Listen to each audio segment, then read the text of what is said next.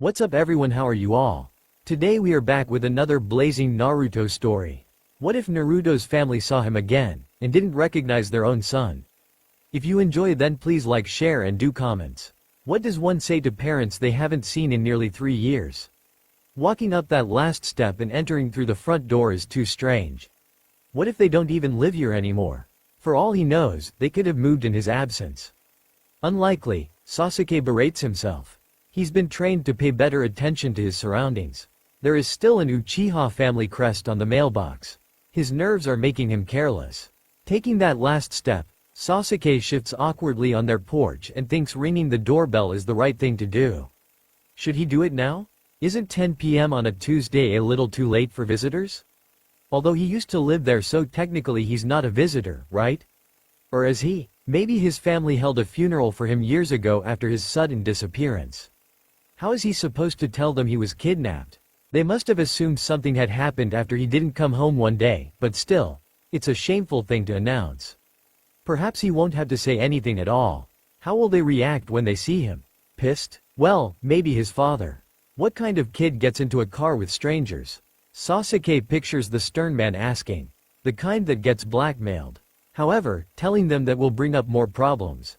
His mother must have worried a lot about him at first. Now, it's been long enough that he's not quite sure what she'll think. Then there's his brother, the teenage genius. Definitely not a teen by now. Did he worry or have the time to help the police in their search? They must have looked, but it didn't matter. They never found him, which wasn't necessarily a bad thing. In spite of all his struggles, Sasuke is proud he rescued himself in the end. At least he has his dignity in that. It took a long time, but eventually he was able to escape from the island he was shipped off to. It wasn't as hard as one would think to get away from his captors. No, the difficult part was getting back here, both physically and mentally. A story he'd think about later. Taking a breath, he presses the doorbell. The sound rings through the already quiet house. Although unlikely, it's possible no one's home.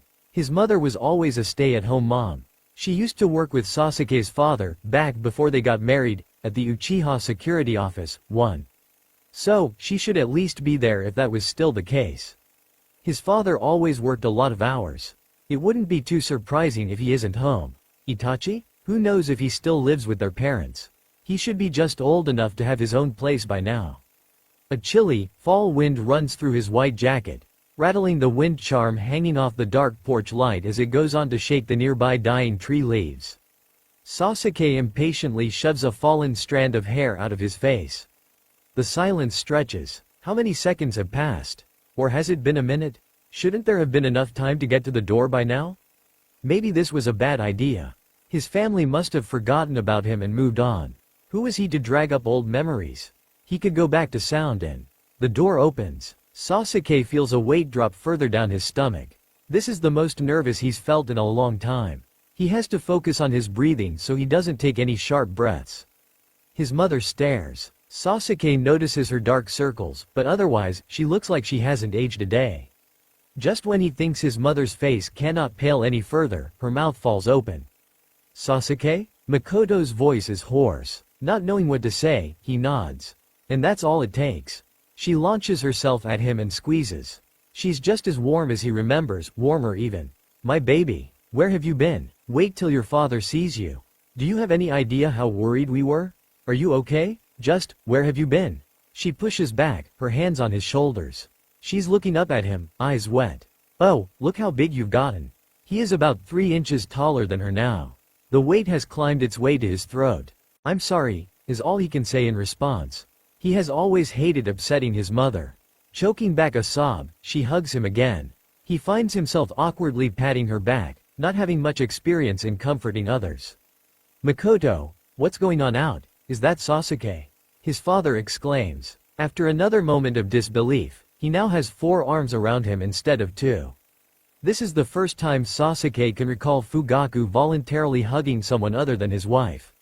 It makes this experience even stranger. The group hug ends quickly. His mother pulls him inside and closes the door. The house still has the same cinnamon smell it's always had. You're freezing, she says. Sasuke shrugs. Despite his long stay in warmer climates, he is used to cave-like temperatures. If anything, it made the decaying smells and sound more bearable. Let's go sit in the living room. Fugaku goes through the northern archway. Sasuke quickly takes off his combat boots and follows suit. He sits on the edge of the nostalgic love seat, conscious of the bag on his back. A tan couch and 2 matching armchairs are still arranged the same way around the fireplace, but a new picture is now centered above. His father has an arm around his mother. Itachi is sitting off to the right side. None of them are smiling, a somber portrait. It suits their serious family. To his left, Makoto fidgets nervously on the couch, looking like she's not sure whether she wants to hug Sasuke again or shake answers out of him. His father goes first. Why don't you start by telling us where you've been?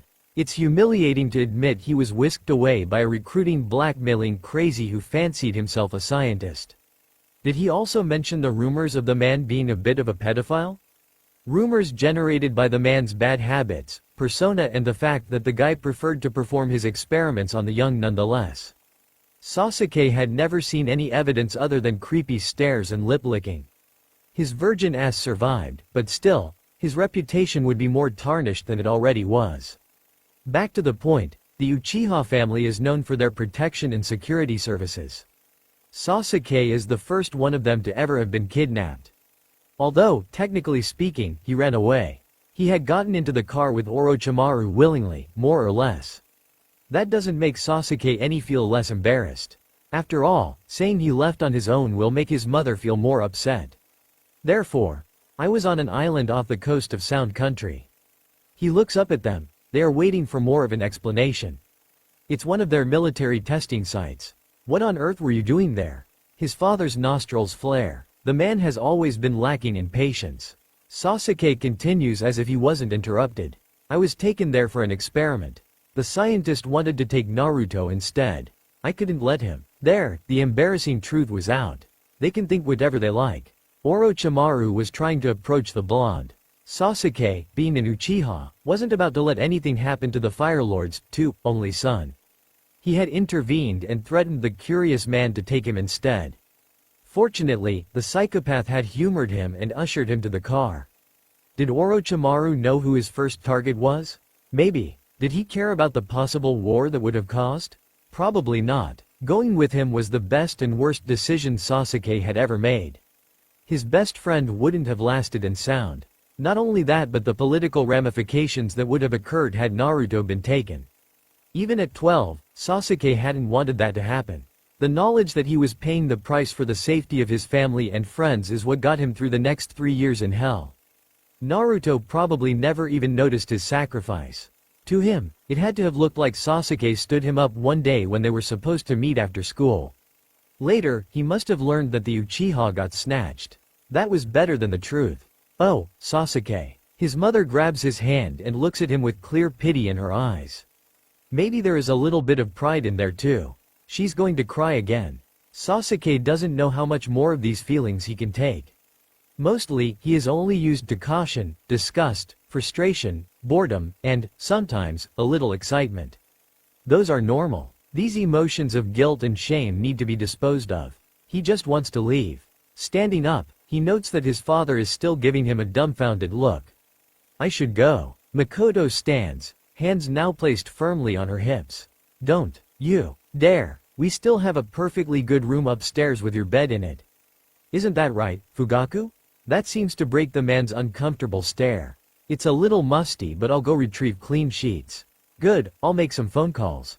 The police need to know our son is back, and I'm sure Itachi would like to see his younger brother. Sasuke's heart skips a beat. He's almost relieved he hasn't seen Itachi yet. He doesn't need to be judged by everyone in his family all at once. No matter what everyone thought, he would have made the same decision every time. He does not want their pity. Being an experiment wasn't all bad. He'd received some perks. Okay, no, it was still terrible. Mentally preparing himself for another meeting, he follows his father up the stairs and into his old room down the hallway. It's just like he remembers it, albeit a bit dusty. A bed in the center, plain white walls, a door leading to a bathroom, and a modest brown desk on the left side across from a chest at the foot of the bed. On the back wall, 2 blue curtained windows. On the wall to the right, a bookshelf and a small walk-in closet. The pair silently changes the sheets.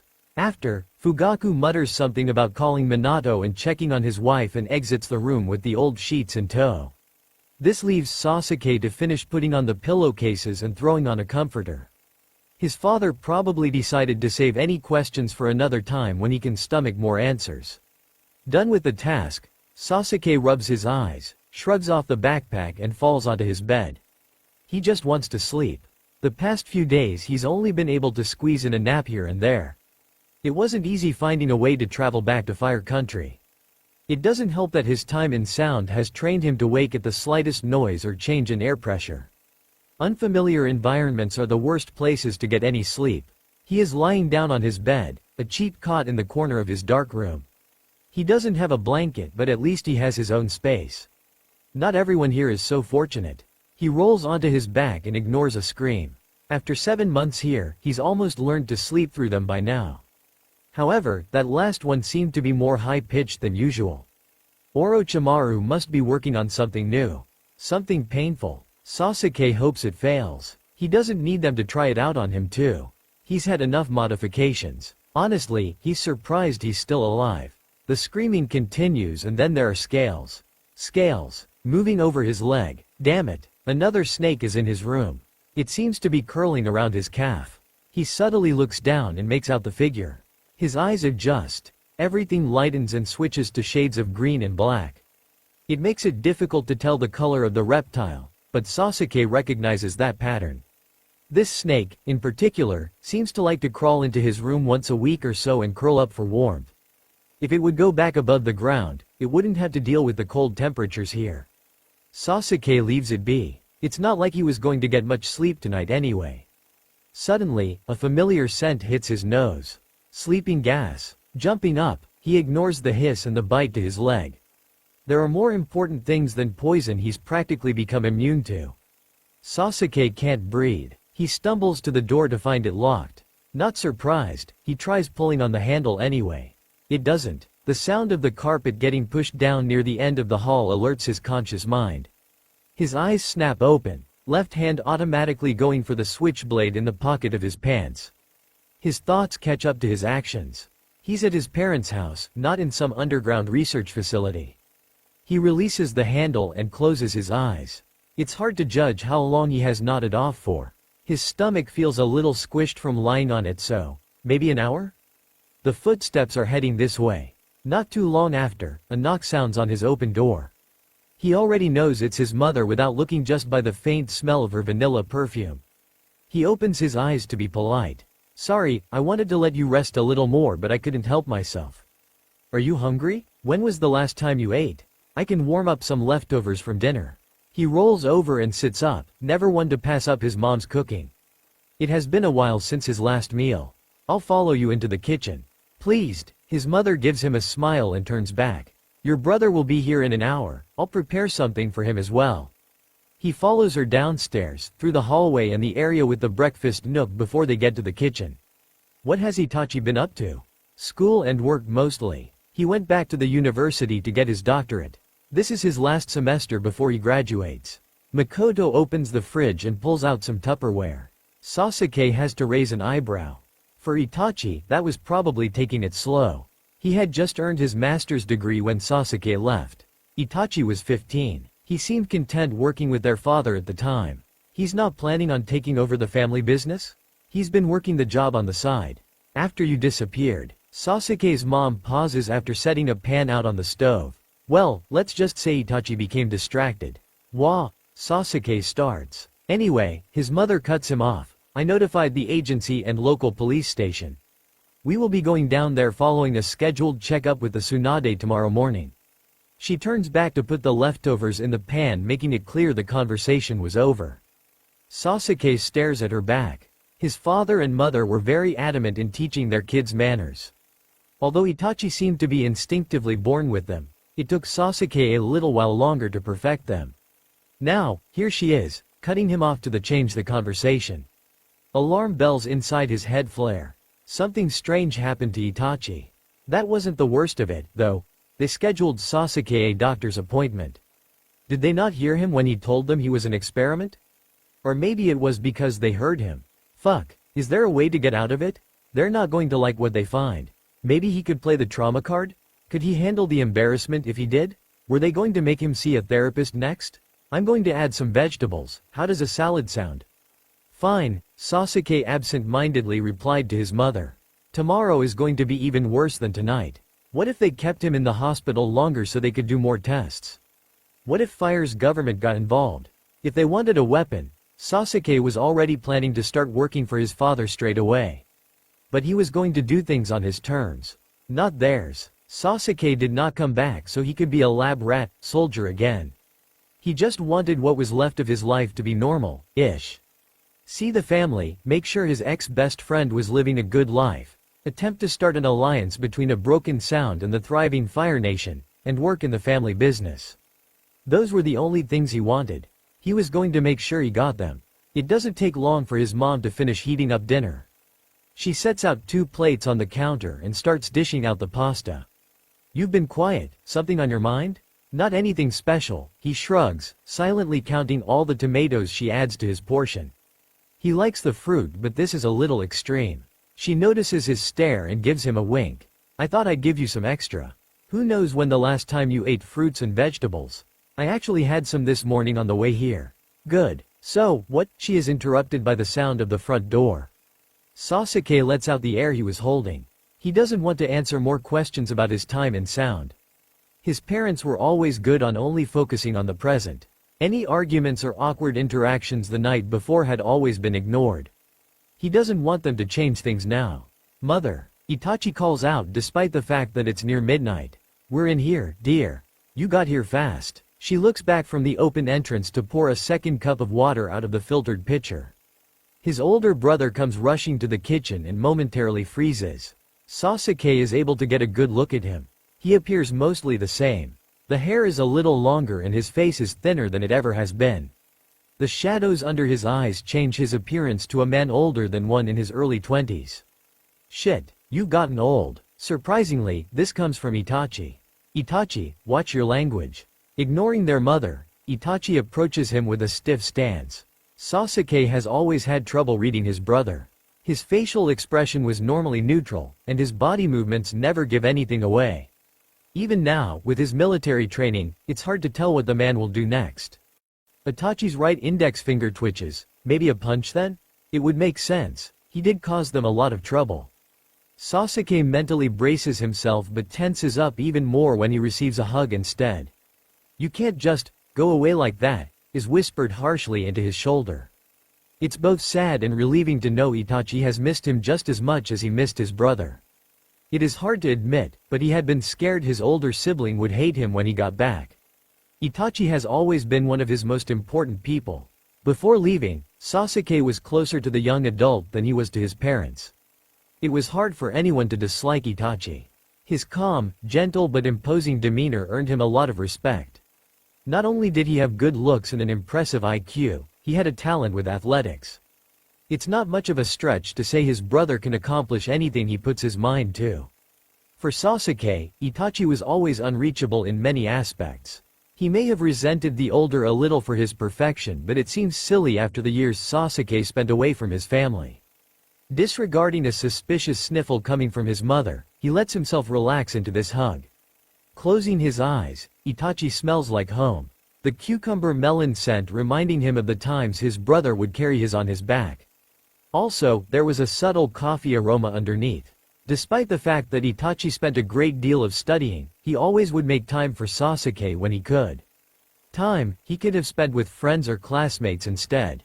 Itachi was never one of those brothers that got embarrassed or annoyed by his younger brother. Feeling a little twitchy, Sasuke decides the hug has been going on for a little too long and pulls back. If finding out Sasuke was taller than his mother wasn't strange enough, being the same height of his older brother is jarring. It's hard to believe he's here with us now, isn't it? His mother adds, yes, I was worried I'd never see him again. The comment is directed to Sasuke. Instead of meeting his brother's gaze, he focuses on the plate in front of him. He is not used to being so open with his feelings. With their feelings. Well, I made it back. Do you want some spaghetti? I heated some up for you as well. Makoto chimes in. I've had dinner already but I could eat a little. Itachi breaks his gaze and makes himself comfortable at the island counter. Joining him, Sasuke reaches over for his glass of water and uses the noodles as an excuse to keep his mouth occupied. Makoto starts some small talk and asks Itachi how fast he was driving to make it home in an hour. Itachi waves her off and brings up his schooling. Sasuke is done with his food after listening to a brief story about an assignment the brunette recently completed and downs the rest of his water. His mother catches him eyeing Itachi's barely touched plate. "Finished already? I don't have any more, but I can fix something else," Makoto asks him during a quick pause of the conversation. "Not necessary. He can have the rest of mine." Without wasting a second, Sasuke pulls over what's left of his brother's spaghetti and finishes that off too. "My, you have a big appetite. Did they not feed you in sound?" Itachi stills at the mention of their neighboring country. "They fed me plenty. I just need a lot of food to keep me going now." "You must be going through a growth spurt." His mother yawns. If only that was the case. They are waiting for a response. Sasuke doesn't feel like giving them one and shrugs. Itachi catches on. "Whatever the reason, we can talk about it another time. You look as tired as I feel. Mother, we should go to bed soon." "You're right," she says after a moment and turns around to clean up. Itachi stands and walks around the counter to help. With Sasuke joining in, it hardly takes any time and they all head upstairs. Makoto makes sure Sasuke knows they need to leave the house tomorrow by 8 for an early start. Sasuke nods his head in confirmation and Makoto goes off to bed with a smile after a quick hug. Before heading off to their separate rooms, Itachi stops his brother with a hand on his shoulder. "It's good to have you back, little brother." "I'm not so little anymore." Itachi frowns. "I know." Ignoring his brother's hurt expression, he says the only thing that will rescue them from more eggshell conversations. "Good night then. I'll see you in the morning." The hand gets taken off. "Yes, you will." Sasuke turns and goes into his bedroom, making sure to close the door.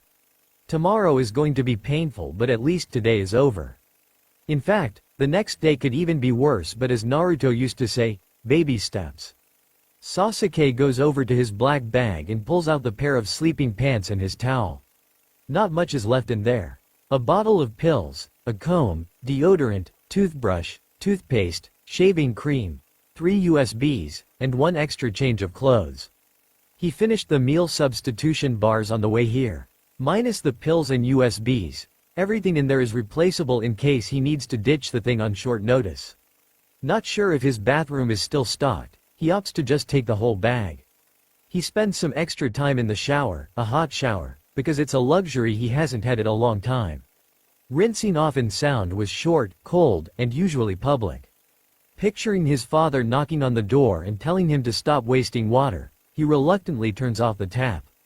It's an almost nice thought. He's definitely missed this. Toweling off, he takes his medicine, brushes his teeth and changes into night clothes before plugging in an old alarm clock, turning off the lights and getting into bed. The sheets are cold and silky. It's a strange sensation. He tries to empty his mind. He wonders how his crew is doing in sound. Doesn't matter, he needs to sleep. It's not long before his body heat warms up the sheets.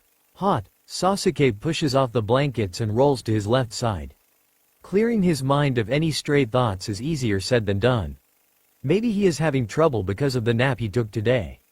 Still, he is exhausted, so he should fall asleep any minute now. Yes, any minute now. The window is bothering him. It's not like someone is going to jump through it here in Fire Nation, but someone could have followed him. No, he made sure to cover his tracks very carefully. Sasuke huffs and sits up. Staring at the blurry red numbers showing 2:37 a.m., an idea forms in his head. The bed is too soft. Not bothering to turn on the lights, his eyes adjust and he makes his way into the bathroom. The tub is mostly dry from his earlier shower, but he uses his towel to wipe down any stray drops of water just in case. Getting in, he uses the same towel to prop up his head and tilts it slightly to the left. He folds his arms across his chest. It's better, safer, and more familiar. Weird? Yes, but it works. He feels himself lightly doze off not too much longer. No dreams tonight. He wakes up to shift his torso and tries to get comfortable again. It doesn't happen. Looking through the open door, he notes it's nearly 5 a.m. He's only going to be more tired if he tries to get more sleep now. Climbing out, he stretches to get out the kinks. His neck is annoying him a little, but it will pass. Smoothing down the back of his hair that has decided to stick up, he goes for the black jacket in his bag. He could use a run. Shrugging it on, he opts to go without a shirt underneath. He is more used to this style and it's more practical. It's one less article of clothing to wash. Ignoring the light layer of dust, Sasuke stops by his old desk and finds some sticky notes in the drawer he last left them in. Not wanting to alarm his parents again, he scribbles a quick note to leave on the door. Out for a run, Sasuke. After sneaking down the stairs, making sure to avoid any squeaky floorboards, he grabs a water bottle out of the fridge, pulls on a pair of Nikes by the front door and slips outside. Hopefully, Itachi won't notice his shoes are gone. Luckily for Sasuke, they're about the same size now. Combat boots are good on missions but make shitty running shoes. Sasuke pulls up his hood. He doesn't need everyone to know about his return right away. Besides, covering his head is a familiar and comforting gesture. He does a few stretches and starts off with what most would call a fast pace. Because of his training, he is used to doing about 40 miles, in 2 hours. The air is chilly. He's a bit surprised there isn't much frost on the nearby lawns. Not planning to go to a specific place, he runs out of the neighborhood and takes a left. The dark houses all look exactly how he remembers. Some have the same gardens, others have newer cars, but everything is mostly the same. He exits out of the suburban area, taking him on the sidewalk along one of the busier roads. He sees only one car. It's when he's passing by his old elementary school that he decides to run through the nearby park for old time's sake. That's when he sees another jogger. He knows that stubborn white hair. Kakashi used to work for his father, probably still does. He's one of the best they have on the payroll. The man also used to train Sasuke in judo and karate and had a special talent for irritating others. In fact, he seemed to take a sadistic glee from doing it. Back then, one of Kakashi's favorite methods was reading erotic literature during a spar and fluently dodging all Sasuke's attacks, ignoring the youngster. It aggravated him and Naruto, his fellow trainee, to no end. He swore to himself that one day he'd burn that book and get his revenge. Sasuke finds himself smirking. Kakashi hates losing. It's time for a little payback. The teen makes sure to pick up his pace, running almost at a regular sprint. On your right, he mutters as he goes around the carefree man.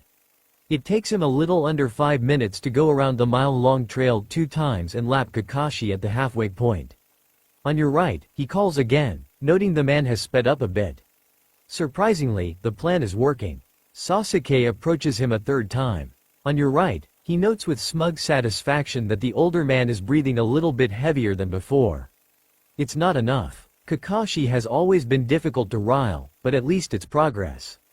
Sasuke's 6th lap finally earns a response. Right as he's about to pass the man, he gets, "That's some stamina you've got there, kid." Not bothering to say anything back, he goes for the 7th time. The sun is pretty high in the sky as he approaches his old teacher again. Kakashi throws a look over his shoulder. "You're doing this on purpose.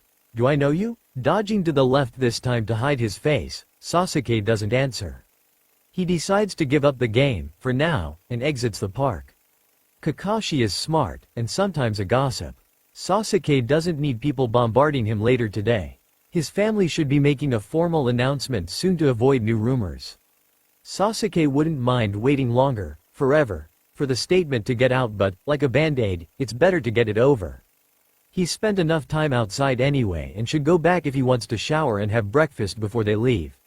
He slows down a bit after he gets out of the park. Rolling up his black jacket sleeves, he pauses near a recycle bin to down the rest of the water bottle from his pocket and tosses it in. The roads are waking up a bit on his way back, and the frost has partially melted in places by the time he arrives on their front porch. He stretches and hesitates only for a couple of seconds before deciding just to walk in.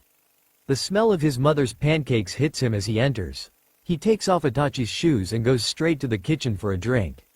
"There you are," his mother greets, washing her hands in the sink. She's dressed for the day and wearing a dark blue apron. Sasuke spots Itachi setting up the table their father is sitting at in the dining room.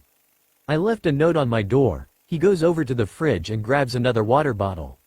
The cold air escapes and hits his clothed legs as he shuts the door.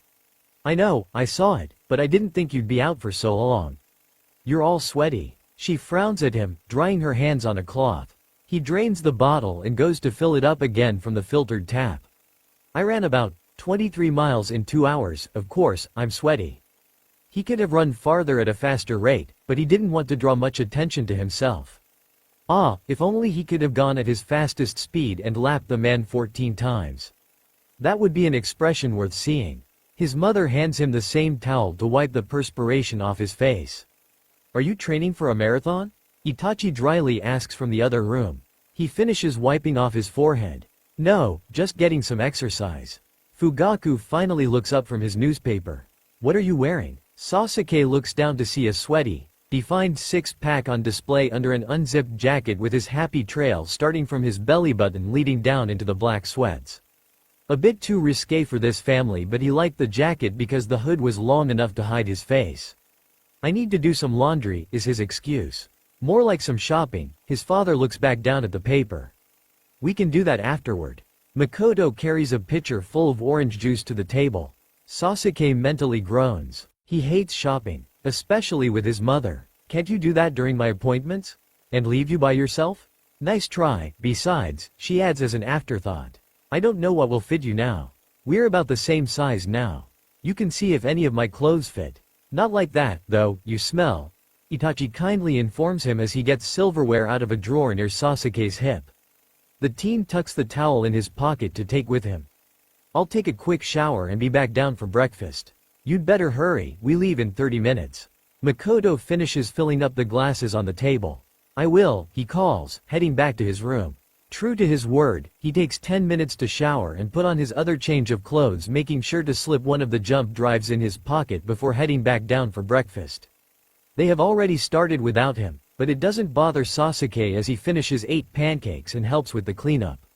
Itachi heads upstairs to catch up on homework and their father leaves for work saying he'll meet them at the station later. Makoto takes her son out to the garage to get in her car. Sasuke clips on his seatbelt and they're off to the clinic. His mother talks about how glad she is that she made extra food this morning in light of his healthy appetite, nearly the whole way there. Sasuke mostly tunes her out as he goes over the plan. When they arrive, he climbs out of the blue convertible, and they make their way to the waiting room.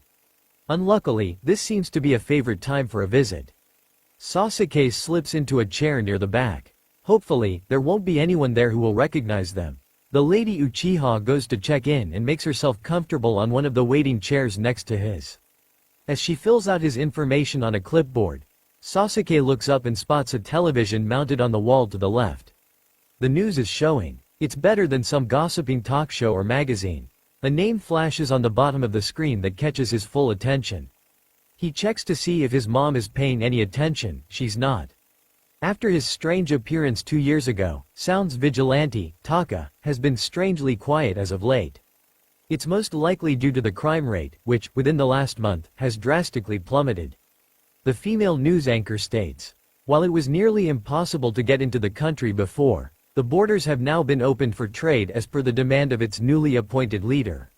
Movement for the corner of his eye makes him look at his mother.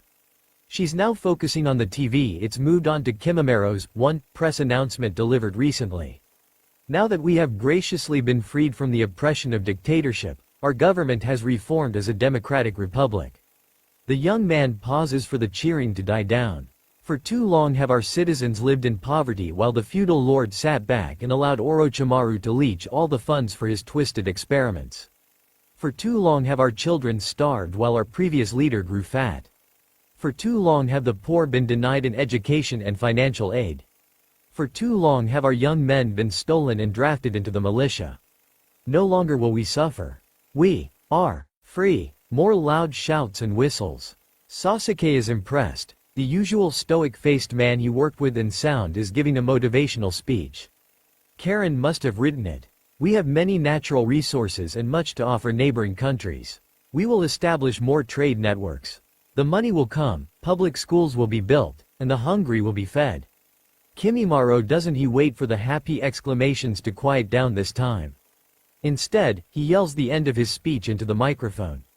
We will rebuild, and we will thrive. He wouldn't be hurt anymore if he continued. The pale-haired man backs away from the podium, and Jugo shows up on his left to escort him off the stage. The TV flashes to a commercial. That was moving. They chose a good man for the job, his mother comments. Sasuke grunts, hesitant to agree. He receives a questioning glance. Out of the choices, Kimimaro was indeed the best candidate for the Lord of Sound with his experience in politics, but he has a fatal flaw. He is loyal to a fault. You wouldn't think that a bad thing, but when Taka, too, killed the military scientist, a kill Sasuke will never regret, he and Kimimaro got in a deadly fight. Sound's top two soldiers fighting against each other was a fierce battle. Eventually, the weaker one was subdued in the remains of Orochimaru's office. Bones broken and defeated, the green-eyed man lied still on the wreckage of the floor. He told Sasuke a story about how the man with long black hair had saved a boy and gave him a new purpose in life. Growing up, Kimimaro had been confined to his home because of his father's high political position in Water Country. The boy was home-schooled and never allowed outside. When his father and all other members of his family got assassinated, Sasuke suspected by Orochimaru, the young albino had nowhere to go. The scientist then magically appeared and took Kimimaro under his wing. Uncomfortable at the time, Sasuke responded with a necessary Naruto-like answer telling Kimimaro to be more like his father. The man who got killed for his ethical beliefs in a corrupt country. Not the one who hurt innocent children and turned them into monsters. Now that Sound was without a leader, they needed someone to step up to the plate who could help the country climb out of depression and poverty. As per regulations of Sound, the role would typically fall to the one who overpowered the previous leader. Having killed the feudal lord and Orochimaru, who pulled his strings, Sasuke would be a hunted man if he didn't take up the ruling position. However, if the ambitious teen wanted to accomplish his goals, he needed to be in Fire Nation. He would be better suited for the role of diplomat. Someone else needed to rule Sound. Someone who had experience with politics. Someone who Sasuke had connections with and could influence. Overall, Kimimaro's advantages far outweighed his disadvantage. Luckily, after the albino started his recovery, he did step up. Taka was officially pardoned and an offer to become a member of Kimimaro's personal guard along with Suigetsu and Jugo was issued. He politely declined and took more of a freelance position. The citizens were pleased with a leader who wasn't Orochimaru or Kabuto, who mysteriously disappeared, and seemed to have taken quite a liking to the young man after this speech. Sasuke can only hope that Kimimaro stays loyal to him. And to Sound. Makoto. The name starts Sasuke out of his thoughts. He's grateful they called the name that would attract the least amount of attention. Uchiha or Sasuke would have been much too obvious. Tsunade has a smart assistant. Sasuke stands. Mother, I realize this is going to bother you, but I'm going to have to request that you stay here. Unsurprisingly, he receives a heavy sigh, dropped shoulders and a disappointing look from the still-sitting woman. I would feel more comfortable meeting Tsunade alone, he continues in her silence. So, you just expect me to stay here? Her voice is quiet. Sasuke inwardly cringes. Yes. He holds his palm out for the clipboard. Fine, she pouts, handing it over. We only scheduled a basic checkup, so, I will respect your privacy. However, I will be talking with Tsunade about the results. I understand. Step 1 is complete. He turns to follow the nurse through the white door near the reception desk after giving her the information clipboard. They make their way down the long hallway and through some turns before they arrive in a sterile medical examination room. I'd like to meet Dr. Tsunade in her office. The nurse with the name tag, Shizune, closes the door. You're not going to get out of this exam. The doctor will be in here soon. Please change into the gown. With a forced, polite smile, she closes the door. Sasuke turns to look at the flimsy paper outfit left in the corner. There is no way in hell he is putting that shit on. Taking a seat on the paper cover of the chair, he patiently waits for Tsunade to arrive. It takes maybe 10 minutes before the door opens. Sasuke, the blonde woman greets.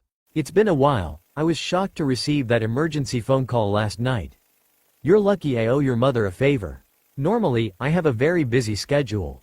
She shuts the door and smirks. Why aren't you in your gown? The teen gives her a disgusted glare. Oh, don't be like that, she waves him off. I took time out of my busy schedule to do this after all. Usually, this would be Shizune's job. Sasuke reaches into his pocket and pulls out a jump drive. I don't know if you are aware, but I just spent the last 3 years with Orochimaru. Tsunade pales, all hints of a smile drop from her face. I figured you were not in the best environment, but I would never have guessed you were with my old associate. I'm not interested in an exam. In exchange, I will give you this. He holds up the black device.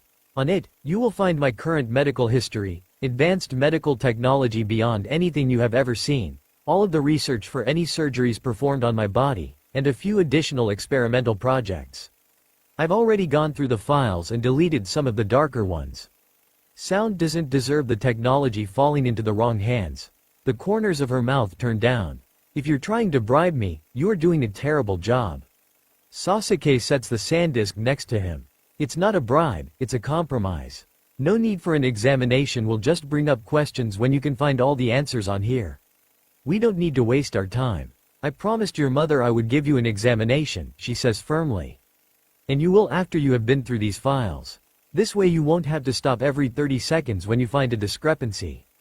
She folds her arms across her chest, calling emphasis on her already large S. Sasuke has to fight the urge to curiously glance down from her face. She must have got work done. There's no way those are natural. Fine, the younger says, noting her hesitation. He needs further convince her so that she won't reject his proposal. My eyes automatically switch to night vision in the dark.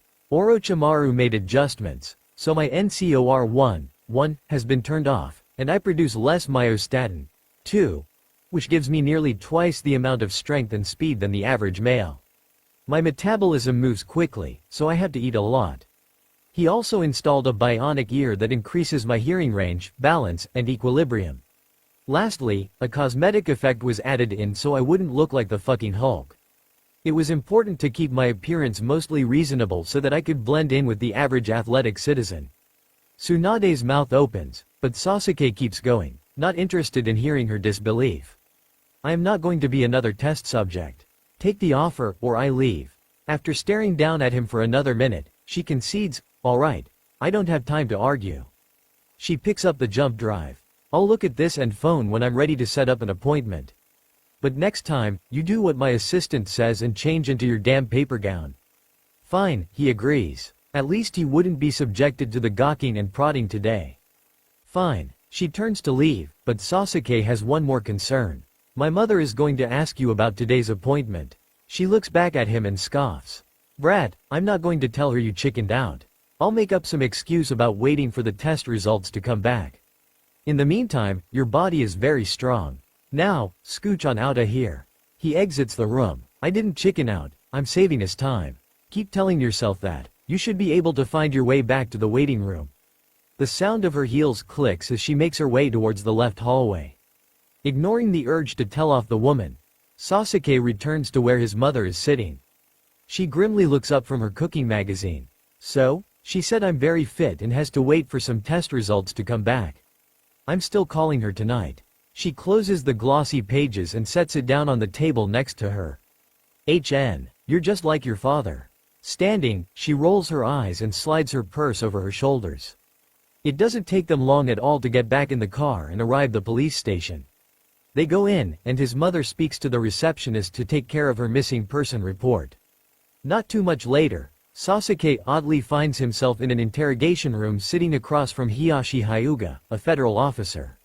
No doubt his father pulled some strings to be standing behind the glass window to his left, despite the rivalry between their families. He wonders if his mother is also standing there. Probably not. Fugaku wouldn't allow it. The less amount of people to hear of his shame, the better. Sasuke's father is doing it for the pride of their family, but the team couldn't help but still feel slightly grateful. He doesn't need others witnessing this interview. So, the man with pale eyes brings back Sasuke's focus away from the window and back to the person sitting across from him. You've spent the last 3 years in Sound. Sasuke raises an eyebrow. Yes. Why is this turning into an interrogation? Oh, right. It's because the Hyuga family and Uchiha family are continuously pissing each other off. This is a ploy aimed at Fugaku. In one of their military bases. It's not a question. Yes. What, exactly, were you doing there? Sasuke lets out a slow breath of air, careful to keep his face blank. I was taken. If Hiyashi is going to make this difficult, then Sasuke would play along. The brunette clasps his fingers together on the surface of the metal table. Yes, but for what? Information? Did they want to know the Fire Lord's schedule, his security secrets? Or did they take you for the prostitution ring? The teen allows his nose to scrunch up in disgust. I wasn't forced to have with anyone. I was taken because Orochimaru wanted a lab rat. And why did he come all the way from Sound to grab you? I'm sure there were better candidates he could have obtained from a closer location. Sasuke holds back a growl. He was probably running a low supply from his country. Besides, he wasn't after me originally. You know this because he told you? This man's condescending attitude is starting to get on his nerves. Time for their little charade to be over. No, I know this because he was eyeing Naruto before he spotted me approaching him. The smug look on Hiashi's face drops. What? I'm saying whoever was guarding Naruto that day did a shitty job. I was the one who had to take care of the problem. So, the man came here targeting the Fire Lord's son and decided he was happy with just an average citizen instead? I'm not just some average citizen. If Sasuke were younger, he would have rolled his eyes. I'm an Uchiha. My family works with national security. I knew what it meant if he was going after Naruto. I told him that if he didn't take me instead, I would make him regret it and notify everyone on the block. The federal officer leans back in his chair. His expression morphs into one of grudging respect. He is silent for a minute. Sasuke takes this time to wonder how long they're going to spend in here today. Maybe he could get out of the shopping later. Why didn't he just take the both of you and run? Naruto didn't see us. We were about 5 houses down. He wouldn't have had time to drag both of us into the van. Besides, we were trained in self-defense. Together, the two of us could have taken him down. If he pulled out a gun, we would have forced him to fire and alert the neighborhood. Sasuke lets out a deep breath. It's too early to lose his patience. He needs to calm himself back down. Getting riled up is precisely what this man wants. Okay, so he took you and then left. Yes. Are we done talking about this? What stopped him from coming back? Instead of answering, Sasuke gives the man a long, blank stare. Beating this man senseless is not going to make this session go by any faster. Looks like he is determined to waste both of their time. I distracted him. This answer would result in some suggestive comment, and the little respect he's earned would be down the drain. It wasn't like what they were imaging.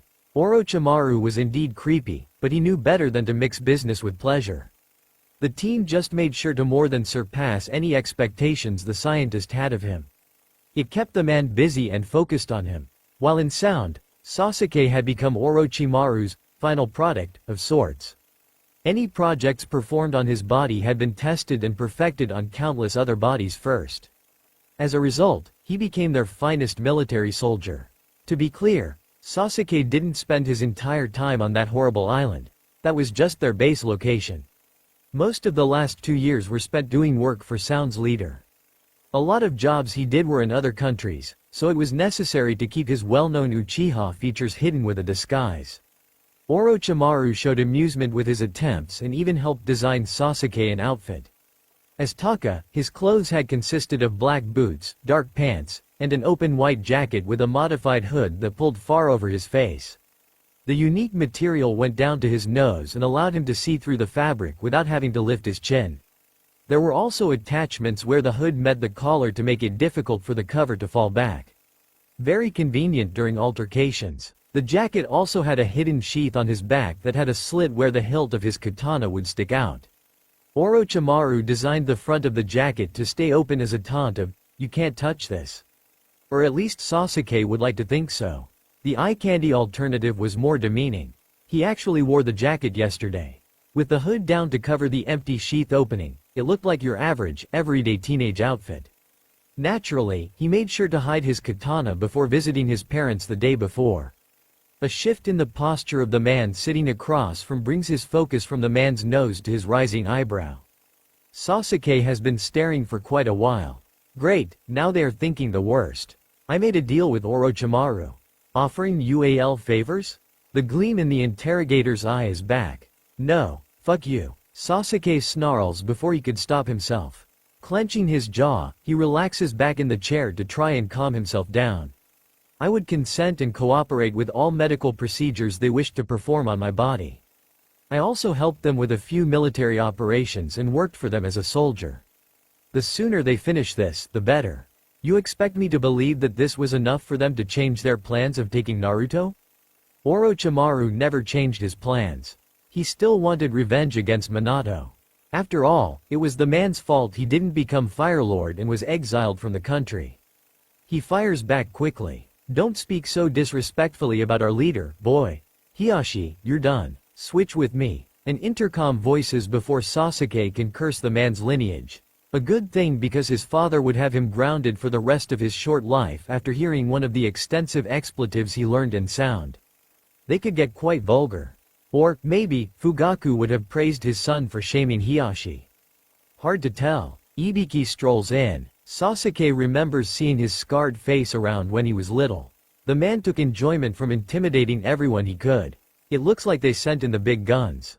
Why is Ibiki here for a simple kidnapping investigation, though? Maybe they paged the man when Sasuke dropped Naruto's name. Hiyashi rises and gives Sasuke a dirty look before forcefully shutting the door. The teen works to school his expression out of its disgust. Hyuga's working to rein back his rage. He takes a few calm breaths and reminds himself that acting out here is not going to help him accomplish any of his goals. He used to be able to watch when Orochimaru would make examples of those who broke the rules with his cruel punishments and keep his composure just fine while newer recruits were losing their lunch. In comparison, the fact that this trivial matter made him lose his cool is just pathetic. His father must be so ashamed right now. While Sasuke is clearing his mind, Ibiki makes himself comfortable and stares him down. Today we've established that you've kept Orochimaru occupied for the past 3 years and directed his attention away from the land of fire. You have our thanks for that. However, I had to ask if you gave Sound any information regarding Naruto or anything from your family's company? First, his nose flares. The rage coiling in his gut he is supposed to be suppressing explodes. A rush of fire hurls its way through the rest of his body, making his heated limbs shake. Sasuke could tolerate them insulting his pride, but when it came to his best friend, his family name, they've gone too far. Did they honestly think he would blab USO secrets as well? TCH, he had already given away his future. No way in hell he'd give Orochimaru anything else. Sasuke's vision clouds. He clenches his fists tightly and slowly gets to his feet. Despite his rage, Sasuke hesitates. Physically assaulting this man would be easy. However, verbally is going to be a safer option to get out this anger. If he gets charged with assault, things could get messy. So, he quickly opens his mouth before the physical wins. Spitting out the words are helping him not jump over the table and wrap his hands around the man's scarred neck, strangling the muscled passageway until Ibiki takes his last breath. The interrogator seems unfazed. Your colorful language and anger tell me you haven't told them anything.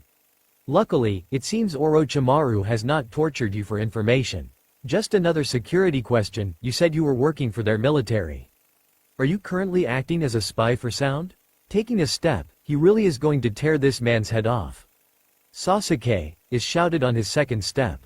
The sound of his father's voice falls over him like a glacial waterfall, putting out the fire inside. Sasuke doesn't stop, however. Instead, he passes the observing man and yanks the door open. We're done here. Orochimaru is originally from this country and worked in a high political position. There is nothing I could have told him that he probably didn't already know. The teen hears Ibiki's voice one last time as he closes the door. You can leave for now, but we are going to talk again soon. Make sure not to tell anyone who Sound's original target was. We don't need a public scare. As if Sasuke didn't know that already.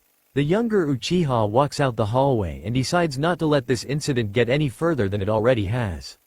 Fortunately, violence was not involved, and if he agrees to another meeting, then he should be in the clear. They won't be in a position to hold anything on him. Next time, he resolves, he will not lose his temper. Leaving the building, Sasuke doesn't see his mom's car in sight. His father must have told her to head home, deciding their session might take a while.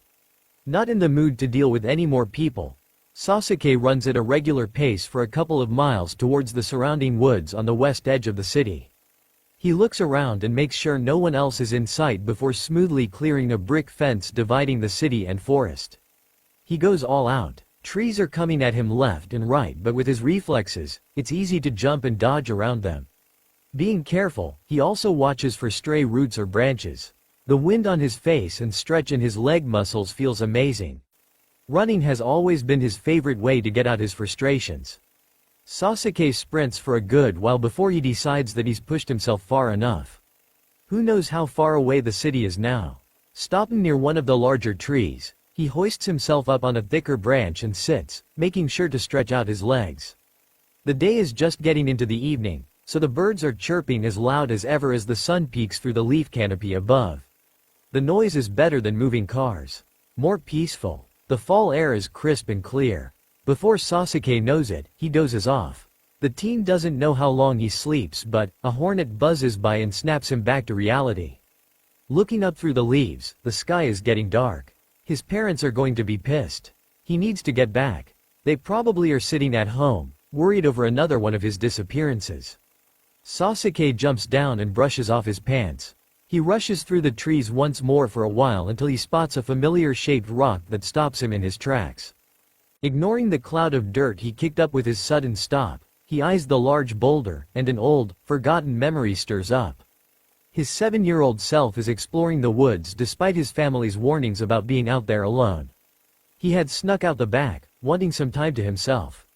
Sasuke needed to get out of the stuffy house where his brother was always busy, and his father was always mean. So what if he was playing in the front room? He was going to pick up his dinosaurs when he was done. But no, he was yelled at and told to go do something more productive. Fine, he'd be more productive. He was going to survey the forest outside to see if any bad guys were roaming around. If he caught one, his father would be so proud. Maybe he would even bring Sasuke to work with him, just like he brings Itachi sometimes. Grinning to himself, he breaks out in a sprint, making sure not to trip over any of the fallen tree branches or rocks. Unfortunately, he had just had lunch recently and is still pretty full, so he is only able to get in about 600 yards before stopping. Looking around for anyone hiding in the trees, he decides to sneak around for a bit. His imagination keeps him entertained for quite a while, and before he knows it, nearly an hour has passed, and he has gotten himself turned around. Frowning, he picks a direction with false confidence and pretends it is the way back to his house. Or at least if he goes this way, he might come across a tree or rock he recognizes. He isn't sure how long he wanders for, but he definitely hasn't seen anything familiar. At least the sun isn't going down for a while. He has plenty of time to find his way back. Besides, both Kakashi and Itachi taught him not to panic in rough situations because hesitation only gets you hurt. The sound of a sniffle makes him freeze. He waits for the noise to repeat. What if there is a bear nearby? What if it wants to eat him? He didn't think even his father could beat up a bear, so if there is one, he's in big trouble. Sasuke looks around for an escape. There are trees all around. Big ones, small ones, and even fallen ones. The ground is covered in dead leaves and sticks. Getting out of here quietly will be impossible. The bear is going to hear him. A few of the trees are big enough for him to hide behind for cover, but bears have a good sense of smell. Right? Another sniffle makes him start. This time, it's followed by a sob. Unless the bear is crying, which would be impossible, it seems like there is a human nearby. Relief slides over him, loosening up his stiff body. Laughing to himself a little, he turns around to the direction of the sound and sees a huge, gray stone. As best he can, he attempts to approach the rock quietly. He's sure he's not heard when he hears a little hiccup. Resting his hands on the cool surface of the stone, he slowly peeks over. To his great surprise, a shock of yellow hair is on the other side of the rock. He knows that hair. Naruto? He whispers. Said boy jumps, whips around and stares in disbelief. They blink at each other. Finally, Naruto quickly wipes his face and points at him. Sasuke? The boy on the receiving end of the finger frowns. Why was Naruto crying? That boy never cries. Not even when he hurt his arm falling out of the tree they weren't supposed to be climbing on. And what is he doing out here, anyway? He usually spends time with his father on Sundays. You almost gave me a freaking heart attack. What the heck are you doing out here? Sasuke rests his small body against the rock. That's my question. What are you doing out here? I thought you and your dad were going to the park today? Naruto drops his finger, crosses his arms over his chest and looks away. I didn't even want to go to the park today. His friend has always been easy to read. Liar. The blonde turns his head to glare. Fine. If you want the truth, I'll tell you the truth. Sasuke waits. Naruto has always been a little dramatic. The older not giving into his theatrics doesn't seem to surprise Naruto. He must be used to Sasuke acting stubborn. An important meeting came up, and he said we would have to go next week instead. He swallows, studying his new TMNT tennis shoes. Sue, why are you out here again? Naruto quickly looks up this time. Well, why are you out here? I asked you first. Sasuke glares, not ready to admit he was lost. No, you didn't. I asked you first. Oh yeah, he did. Sasuke scowls and switches tactics.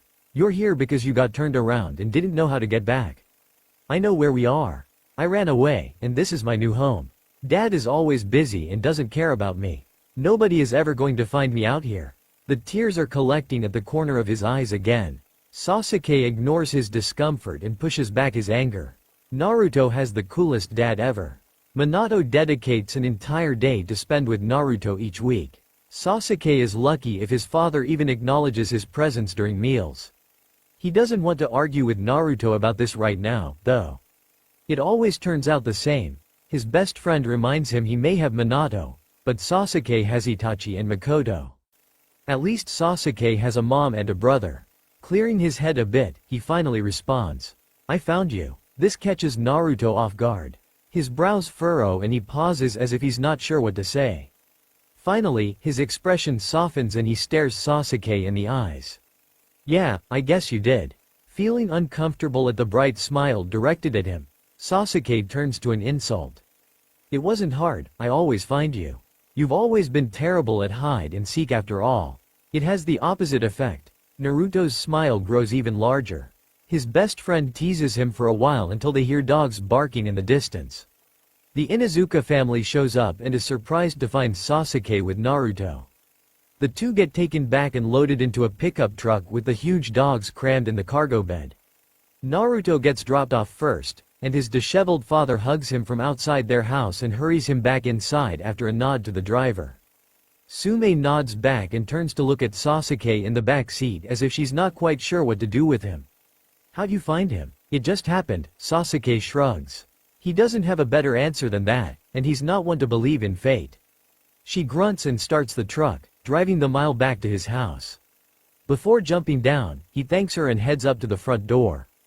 Sasuke shakes off the warm memory and makes his way back to the city. It's dark when he arrives. Itachi is sitting out on the porch swing with an open book on his lap. Not looking up, he greets Sasuke. I heard you had a rough day today. Mother and father are worried. Sasuke goes up the cement steps. I know. I just needed to get out for a bit. That is not a valid excuse for making us stress. Father bought you a phone. Itachi finally looks up from his textbook. Sasuke has a burner phone as Taka, but he should probably accept the new phone if he is going to be in town for a while. He didn't have to buy me anything. I'll pay him back. Itachi watches Sasuke as he takes a seat next to him. It's nearly a minute before he says anything else. You're still there, kid, even if you feel like an adult now. Itachi never misses anything. Not that Sasuke has exactly been subtle. Having his parents try and control his life again is strange. He missed it and yet, he also hates it. That sounds odd coming from you. The older brother glances down long enough to turn a page and change the conversation. Father said they asked you some tough questions at the station. Want to talk about it? So, Itachi wasn't there to see the investigation. That is a relief. No doubt he'd be there for the next, though. Sasuke closes his eyes against a fall breeze that reminds him of the cooling sweat on his body. I foolishly lost my temper. It won't happen next time. Cheeks coloring, Sasuke opens his eyes and notes the clear amusement in his brother's face. So his father is holding that against him. Itachi seems to read his mind. Father was smug when he told me. Personally, I think you could have also insulted the man's cat. Mr. Fluffy is spoiled rotten. A rare, small smile reveals itself on Sasuke's face. He's definitely missed these talks with his brother. That fat furball is still around? Besides, that's kind of a sensitive issue for Ibiki. If I had called out the man on the love he has for his cat, we really would have gotten into a brawl. I didn't need to stoop to his level. I had 1,000 other things about the man I could have made a mockery out of. Of that, I have no doubt. Now, enough of this talk. I don't want mother scolding me for encouraging you. Go inside and shower, you keep coming home smelling foul. Itachi closes the textbook, stands up, and pokes Sasuke in the forehead. The younger one scowls and habitually rubs the spot while making sure to give the older a good glare. It was just like old times. Taking his brother's advice, he eventually gets up and enters their house. Don't forget to let mother and father know you're back. Itachi follows him in.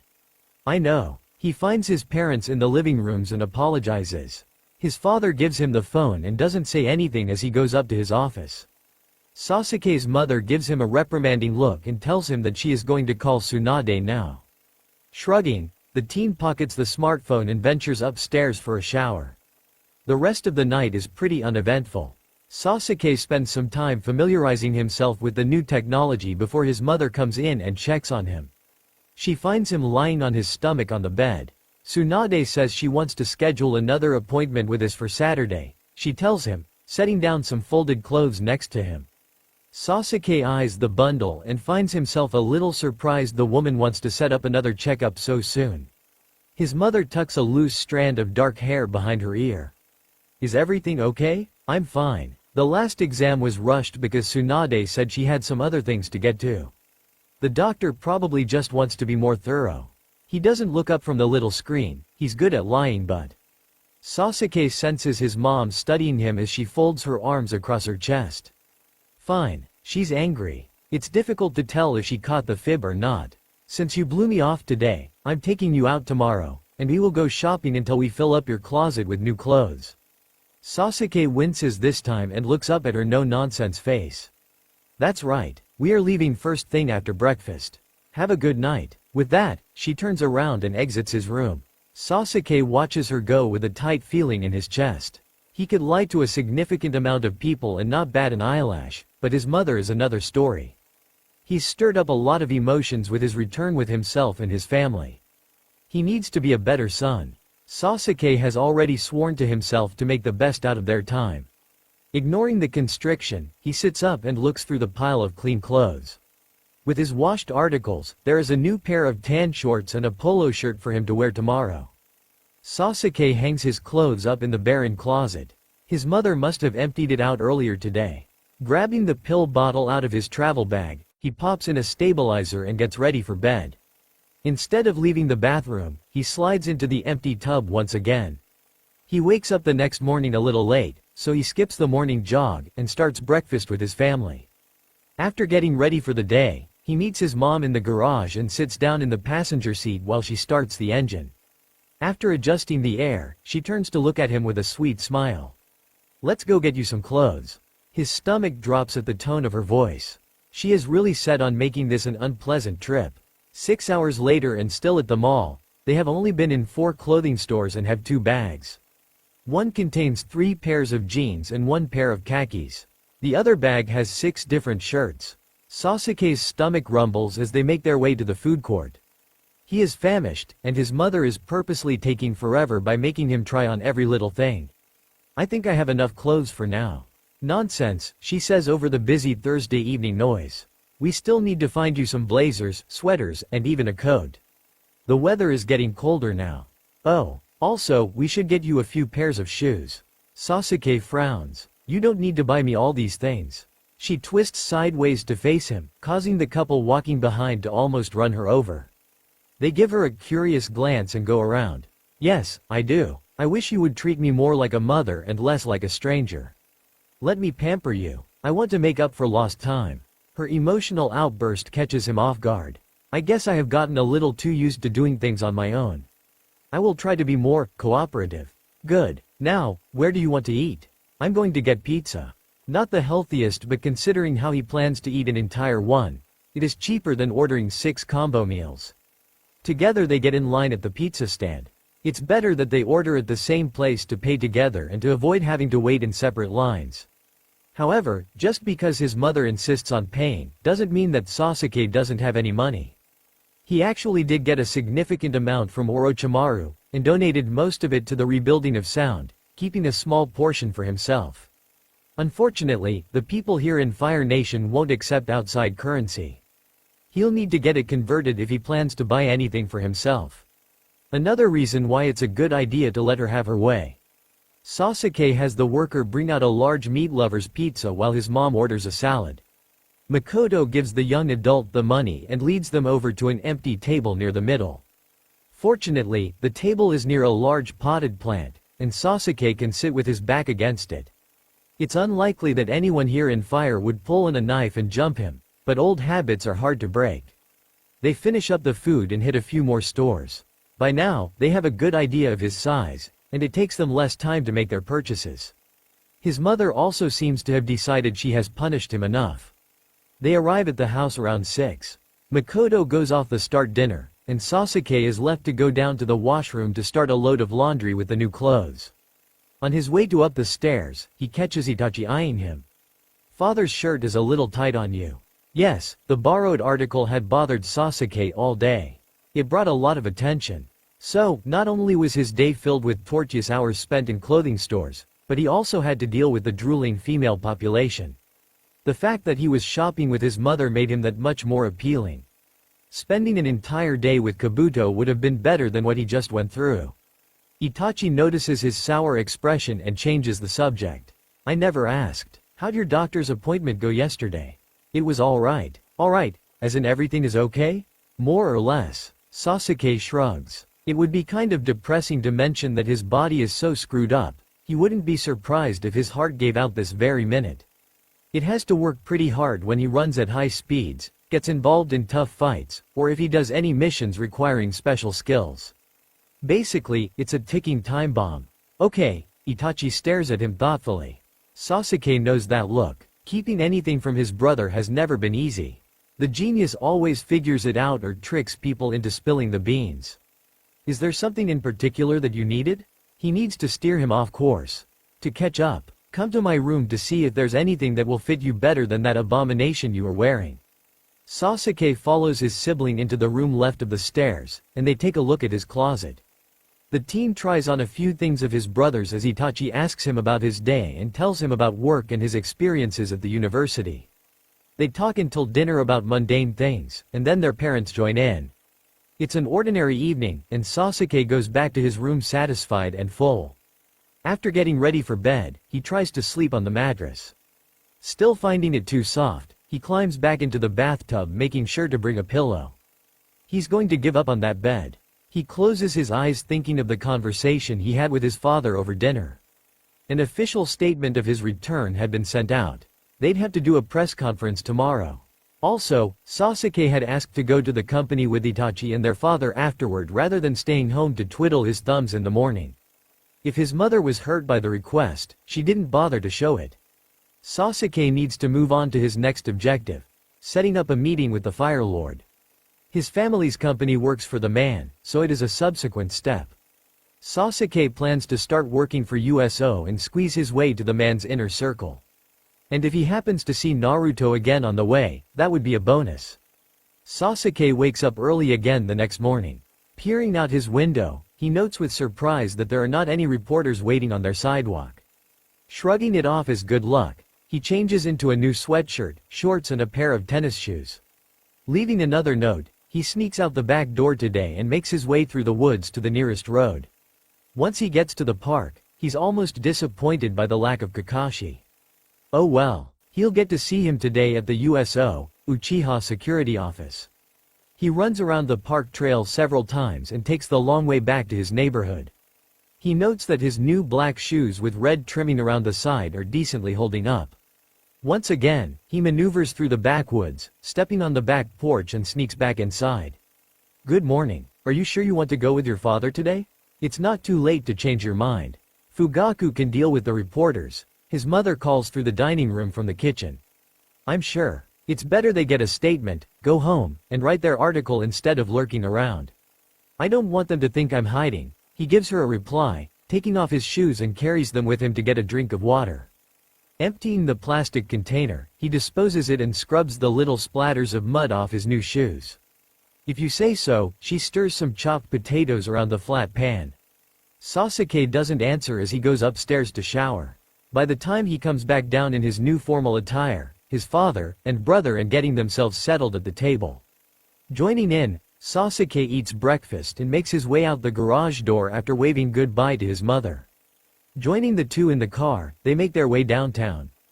Fugaku drives to an underground parking facility and parks the car in his designated space. They get in the nearby elevator and go up to the main floor. Sasuke takes a step just as the door is about to open. "Don't go off on your own," his father grunts. "We're going to do this together." That's what he thinks. This is Sasuke's problem. He'll be the one to handle it. Itachi adjusts his maroon tie as they step out of the elevator. The lobby is teeming with men and women walking around in power suits. Fortunately, they don't stop and stare as the trio makes their way to the front entrance. It seems like a lot is going on today to keep everyone occupied. After going through the security checkout, they make their way through the glass doors. Immediately, they are bombarded with questions, flashing lights and recording devices. How does it feel to have your son back? Where has he been all this time? How did Sasuke get away? Why now? The noise is nearly deafening, especially to Sasuke's sensitive ears, but after he steps up to the makeshift podium and the crowd quiets down. The team decides to speak up before anyone else can. Especially his father. The man was planning to give a short speech, but Sasuke wants to take care of this on his own. He doesn't want to appear to be hiding behind his father's tailcoats. Hopefully, the older man understands. If not, Sasuke will just have to deal with his anger later. 3 years ago, I was abducted and taken into Sound. My captor placed me in a science facility to help further his research. I was there until Sound's recent upheaval. Finding a chance to escape, I got away and made my way back here. Starting now, I will answer only a few questions. He points to the man near the front of the crowd with his hand raised. What kind of research was Sound doing in that science facility? At the time, the country was struggling with its neighbors and wanted to build up its army.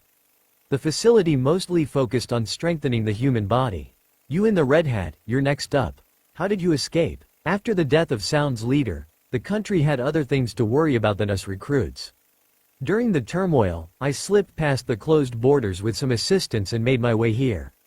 Only one more question. You, in the back with the white coat. What happened to the others in your group?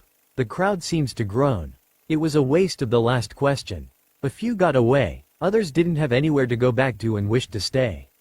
They're probably working and building the country back up as we speak. He turns to see his father's eyebrows pulling down.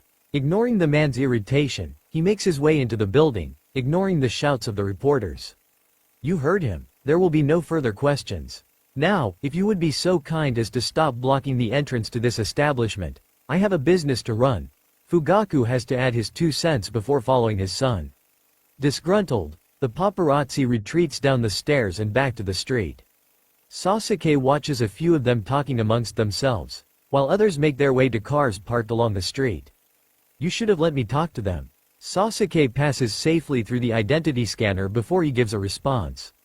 I don't want to be seen as a child. Fugaku goes through next. You are a child. In fact, you should be in school right now. Your mother and I are going to enroll you at the local high school.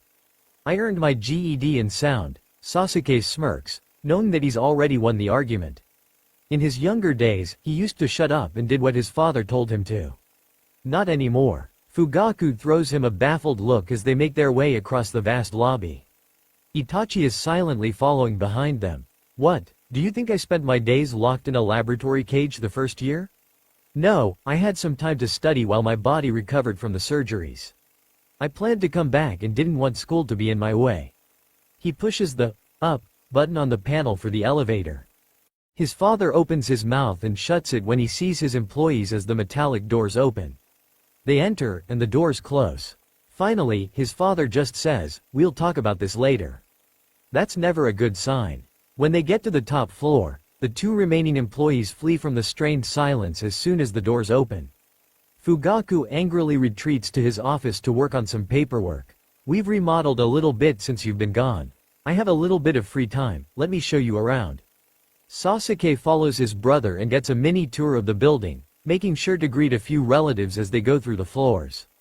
Not too much has changed since the last time he has been here.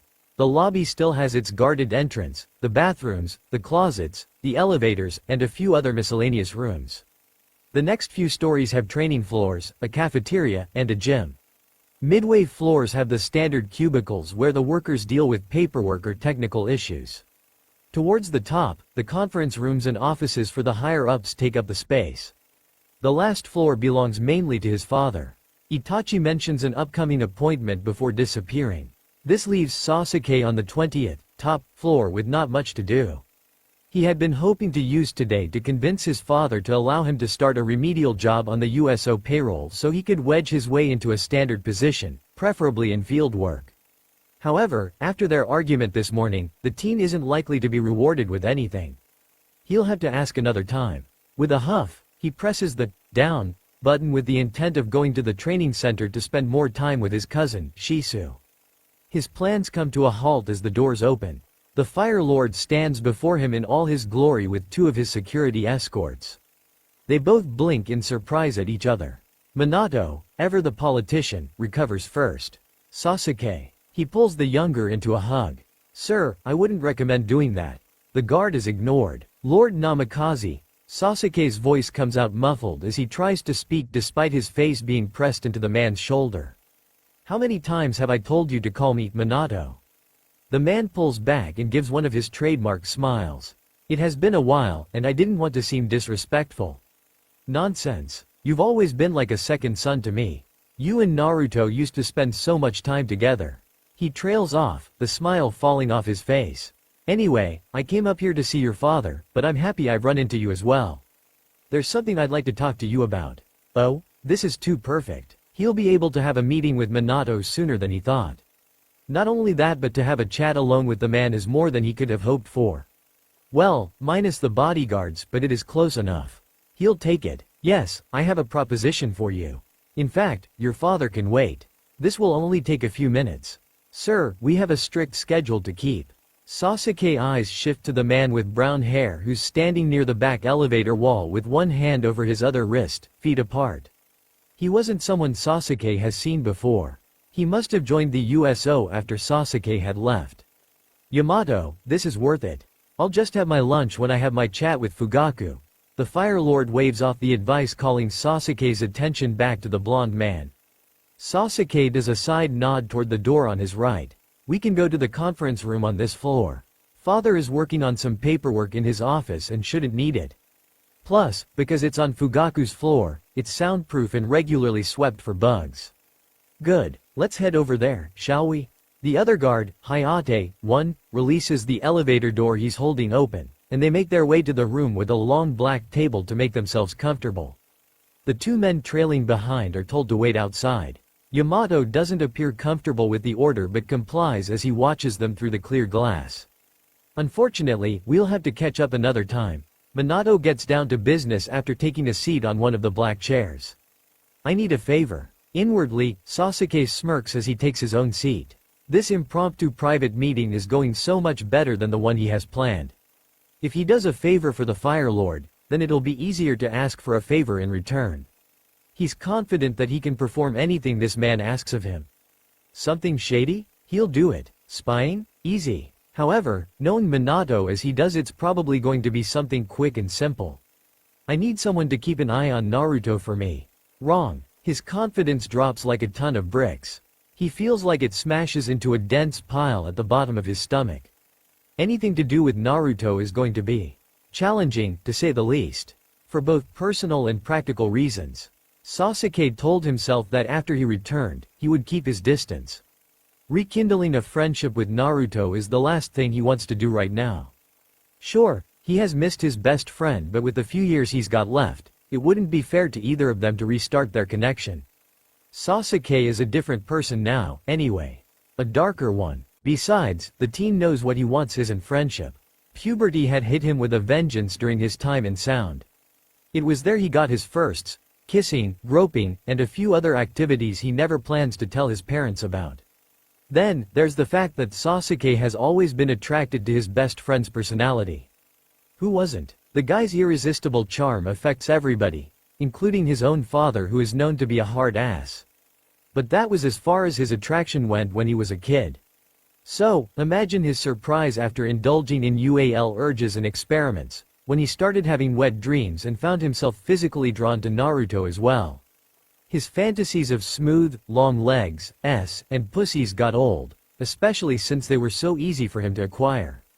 No, he needed a bigger challenge. Encouraged by his dreams, he tried swinging the other way. He found he enjoyed the chiseled abs, tight asses, and rough play just as much. Still, it was too easy. Eventually, what got him going the most was thoughts of that tanned skin, golden hair, a strong body writhing underneath his, and those gorgeous blue eyes filled with lust. Suffice to say, The nights irritated the hell out of him. He'd wake up aroused and wanting more from his childhood friend. Instead, he would have to settle for the next convenient body that came his way. Usually, one that was already in his bed. Sasuke? He's drawn back into the present. You want me to babysit? That's not going to go over well. He crosses his legs, desperately trying not to pop a boner. Minato frowns. Now, I wouldn't call it babysitting. What he needs is a bodyguard. We both know he hates bodyguards. In fact, I even helped him ditch a few back in the day. I'm well aware. The Fire Lord scowls at past memories. He's not going to accept another guard. Especially someone his own age. Sasuke wants to help the man out. However, following a teen around who doesn't want to be followed for who knows how long is going to cause some serious problems. Especially if that teen is Naruto, a known troublemaker who probably has a grudge against Sasuke. He doesn't have to accept it. Naruto is not going to know you're guarding him. From what I've heard from Ibiki and Tsunade, it seems you're perfect for the job. We won't have to put you through too much training. Besides, I just need someone to keep an eye on him at school. The teachers I planted won't always been around. What happened to Ebisu, the guard who always used to follow him around? Naruto and I got into a huge argument a few years back. He said his classmates wouldn't talk to him because he always had a guard with him and claimed it was preventing him from making any friends. Of course, it didn't bother him until after you left. A shadow crosses the man's face. Anyway, he was lonely. Uncomfortable. Sasuke shifts a little in his chair. So you let him go to school unattended? Of course not. The angry look on Minato faces morphs into shame. I hired someone working for Root. Root? Aghast. Sasuke tries not to look disgusted. They are a rival company based out of Fire that hires strictly out of their own academy where children are taught at a young age to completely eliminate emotions and sentimental attachments. To be honest, it reminds Sasuke a bit too much of the program used in Sound, minus the technology and body modifications. Danzo, their leader, is about as crooked as they come. They happened to be the only place at the time that had a young agent they were ready to put out on the field. I was desperate. Clearly. A sharp glare reminds Sasuke that he's chatting with a man in charge of a powerful country and he's been pushing said man too hard. I want to help you out, I do, but there is another problem. What would that be? The blonde growls. They won't let me attend Naruto's school. I've already earned my GED. The strict look on Minato's face softens. That's impressive. However, you forget that if I say you can attend the academy, then no one is going to stop you. Another excuse comes to mind, but he pushes it down. If he wants that future favor, he'll need to cooperate. He'll just have to play his cards right. You don't want to see him? The question catches Sasuke off guard. He must have shown something on his face. Naruto can pretend he's mad all he wants. He may never admit it aloud, but he's missed you. Still misses you. He continues when the teen doesn't respond. I'll make you a deal. Naruto won't fight you on this because I'll tell him it's his job to keep an eye on you. He'll think we'll need to watch you because you could be brainwashed by Sound or some other nonsense. He'll have to stick to you, not the other way around. On another note, I think it would be good for you to get back into a normal life. Kids your age should be going to school, not training for their next fight. Sasuke studies the table, refusing to look up. I'll never have a normal life. I don't even want one. Besides, Itachi already graduated from high school when he was my age. The Fire Lord lets out a heavy sigh and rubs his temples. I'll request that Fugaku put you on the USO payroll so we can enroll you into a quick training program in the academy. You'll have to attend the classes and make an effort on the curriculum, though. The less you know of your position, the safer Naruto will be. Alright, I'll watch Naruto as a USO employee. However, because of my position in Sound, I can't do this without expecting a favor in return. Minato tilts his head to the left, taken off guard. What are you talking about? I thought Ibiki ruled out the possibility of you siding with Sound? He did, Sasuke answers quickly. This could go very wrong if he doesn't explain himself properly. But to say I've sided with both Fire and Sound wouldn't be entirely inaccurate. While Fire is my home, I owe that country. The man's eyes darken. I don't understand. Orochimaru took you to that wretched place, did horrible things to you, and forced you into working for him. Why do you feel you owe them? Why indeed? At first, yes, he loathed that place with every fiber of his being. He knew when he went with Orochimaru, it wouldn't be sunshine and flowers.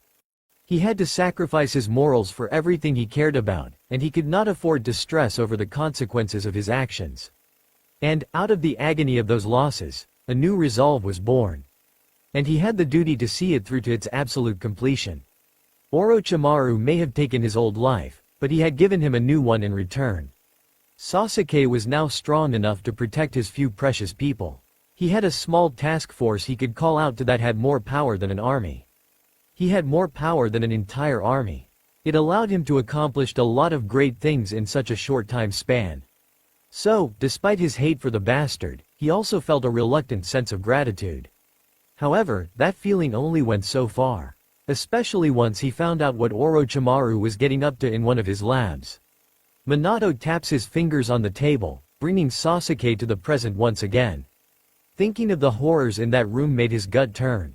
He redirected his thoughts. The Fire Lord was expecting an answer. What I'm about to tell you does not leave this room, alright? It's silly, but he looks around to make sure no one can overhear him. The guards outside are distracted over a petty squabble.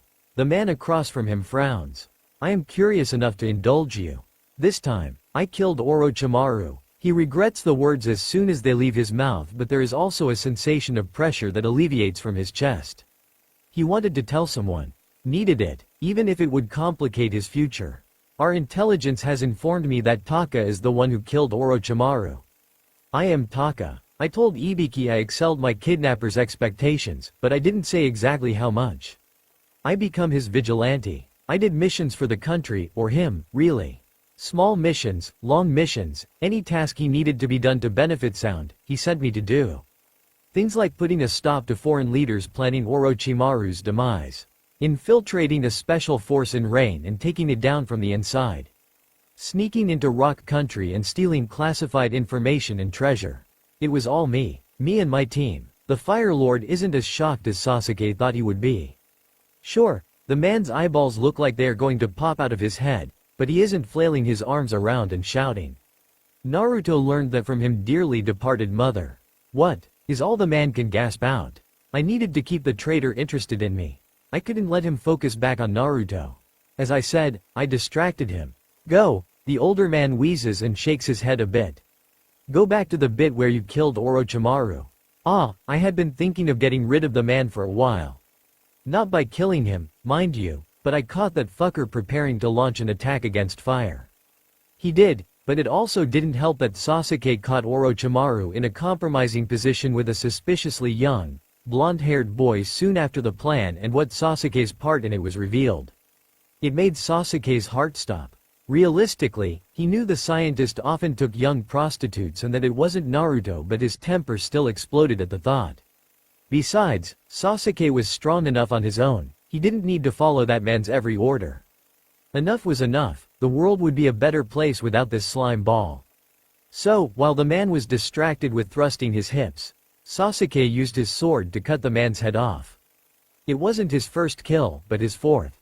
By then, taking a life was nothing new. He didn't feel guilty, not even as the prostitute's shocked tears ran through the splatters of blood on his cheeks. Or so he told himself. True, if given another chance, he would have gone about the whole thing differently. He had given Orochimaru the easy way out, not one that the man deserved. Sasuke should have handed the man to his failed experimental subjects. Or what was left of them. Instead, he ended up taking another life. Oddly, the action didn't trouble him as much as it should. He wonders what it said about him. Did all soldiers think like this? Anyhow, we got into a fight, he finishes his story. He attacked me first, and I retaliated in self-defense. Sound is better off without him. We also received reports that Taka did in the feudal Lord of Sound as well. Did he attack you too? Sasuke can practically feel the man's anger simmering off his skin from his place across the table. This could be bad. No, the previous lord was just a farce. With Orochimaru gone, he didn't know how to run a country or stop an uprising. In a few short days, he took his own life. It was true, but Sasuke may have pushed him into it. However, he's already on thin ice. Then Taka, your team, stepped in and took control of the situation. Yes, a lot of people felt lost without Orochimaru dragging them around. Others celebrated for days at his passing. In the end, a small civil war took place. The two sides clashed. You probably heard about the fight with Kimimaro? Once we got him to join our side, the rest of his rebels followed. Especially since it was Kimimaro who took over as the country's new leader. You know, you never answered my original question. Why are you so loyal to Sound? Sasuke looks down at his lap. Because it's my fault. What's your fault? Sound's collapse. I blindly killed its leader in a foolish rage. Citizens went crazy, lots of people died. We were lucky to keep the foreign invaders out. Are you sure you still want me around your son? Sasuke, look at me. He raises his chin to meet the man's heavy gaze. Yes, what you did was wrong. If it had been in my country, I would have had a trial and sent you to prison. But I understand that Sound is a different place. It has different laws and has ways of changing people into things they never thought they'd become. Although you made a grave mistake, you also took measures to fix it. At what cost? Shush child, let me finish. Knowing Sound needed a new leader, you found a great man for the job. You gave an impoverished country hope. It might have been on a selfish whim, but some have said you saved the country rather than doomed it. You're a hero there. It's not just me. Team Taka is their hero. I didn't do all the work on my own. Regardless, yes, you made a mistake, and if I see any foul play, any at all, I will not hesitate to classify you as a traitor. This time, and this time only, I will give you a pass. You are lucky that we have history. A whoosh of air. Sasuke wasn't aware he is holding rushes out of his lungs. He took a huge gamble telling the Fire Lord the truth, but his instincts didn't fail him. He has a big task in front of him now, but it's also a start that he needs. It will put him in the direction he wants to go in despite the annoyances along the way. He'll just have to be cautious with Naruto and his father. Now then, I know it's short notice, but are you able to start the school on Monday? Yes, he nods. He'll have to make it happen. Good, the man stands and straightens his suit jacket. It's about time I get going. Otherwise, Yamato will burst in here any moment. Okay, I'll call my mother and get her to fill out some paperwork. Sasuke follows the man to the door. He'll have to negotiate out a trade another time. Despite the pay, he just can't have part of Taka working for another country without something in return. Okay, his freedom is a good exchange, but if it's possible to get more out of the deal, he will. I need to tell Sai that you'll be guarding alongside him. Also, I was going to have your father notify you, but your presence is required at a meeting I'm hosting on Sunday. There will be more questions about your experience in Sound, but I'll be the one asking most of them this time. Shit, another meeting. Yes, sir. Minato makes an apologetic face. Thank you, again. Aside from what it took and your poor choices, I'm happy you made it back to us. Sasuke doesn't get to reply because the man with brown hair is already whisking the Fire Lord away, muttering something about keeping appointments. Sasuke leaves the conference room with a light feeling in his chest and makes his way to one of the training areas. Itachi finds him still there a few hours later, lost in thought, watching others practice from the observatory box. I was planning on calling you but thought I'd check here first. Honestly, I'm surprised you're not down there with them, the man comments, closing the door behind him. I didn't bring a change of clothes. Sasuke turns away from the large window to face his brother. Is that so? Yup, he smirks, resting his elbows on the windowsill behind him. And I know if I go down there, I'll just make everyone look bad. That's never stopped you before. I know you, little brother. There's something else bothering you. What is it? The team shrugs. Itachi keeps his gaze focused on the face in front of him. Surely you still can't be pouting over your argument with father this morning. A muscle in Sasuke's face twitches. This has nothing to do with their father. Itachi raises an eyebrow. Pushing out the air in his nose, the younger Uchiha straightens his posture and turns to look back out the viewing pane. There's no use hiding anything from his brother. I met with Minato today. Itachi joins him. They watch two employees spar down below. Is everything okay? He crouches to rest a chin on his hand. Is it about Sound? Sasuke wonders if he should tell his brother about his deal with the Fire Lord. On one hand, Minato wants to keep everything quiet. On the other, Itachi is going to find out everything anyway through the position he has in the company. I'm telling you this in confidence, but we talked about Naruto. Minato wants me to watch him at his school. Looks like father is going to get his wish. I'll be attending the academy starting Monday. Good. Brows furrowing, Sasuke turns to see his brother's expression. Unsurprisingly, his focus is aimed straight ahead, and his face is, as usual, blank. What do you mean, good? It's going to be a pain in the ass. This way everyone gets what they want. Father and mother get to see you back in school. You get to work for the company like you've always wanted. And Minato has a safer alternative to watch his child. Besides, I have never liked that side character much. It's going to be awful. Nonsense. You'll do an excellent job. You always do. There's a faint trace of a smile on the man's face. Not knowing how to respond to the rare praise, Sasuke turns his attention back to the practicing agents. The younger ignores the heat pushing at his cheeks. The next day, Sasuke gets up and decides to switch the jog up a little by going all out in the forest behind his house. Sticking to the areas he's familiar with, he makes sure not to get lost and returns in time. For breakfast, his mom has compiled a huge pile of French toast, and Sasuke ignores a glare from Itachi as he steals the last piece, and shoves the whole thing in his mouth. Unlike his brother and mother, he has no love for anything overly sweet, like syrup or powdered sugar. Ready to get the day over with, he rushes to help clean up and gets ready to go out the door. However, his family doesn't have his same sense of urgency and takes their sweet time before piling into his father's black Cadillac Escalade. Apparently, his Saturday appointment has become a family trip because they need more bonding time. His mother attempts to start a conversation with him on the way there, but Sasuke isn't interested. After another grunt, she notices his dark mood and focuses her efforts on the other two in the SUV. They finally pull in and, much like last time, enter the lobby to make the receptionist aware of their presence. Instead of instructing them to sit down, she calls in the one called Shizune, who leads them to Tsunade's office. They end up in a large oval room with two silver couches featuring blue pillows on the left side and a black coffee table in the middle to separate them. On the other side, a mini fridge, several black files cabinets and an enormous white bookshelf decorate the right wall of the lavender-colored office. There is a large, circling bay window behind the dark mahogany desk where Tsunade sits. She looks up as they enter the room and make themselves comfortable on the 3 seats surrounding the desk. Fugaku opts to stand nearby as his wife takes the last silver armchair. Before Tsunade can initiate any exchange, Makoto starts first. Sasuke hasn't been very forthcoming. I demand to know what's going on with my baby. The room looks at her in surprise. What? It's obvious something is different with his body, and I'm not talking about puberty. I'm tired of pretending everything is normal and fine. As one of his legal guardians, you will tell me. Tsunade turns to meet Sasuke's eyes, almost asking for permission to explain his condition to the family.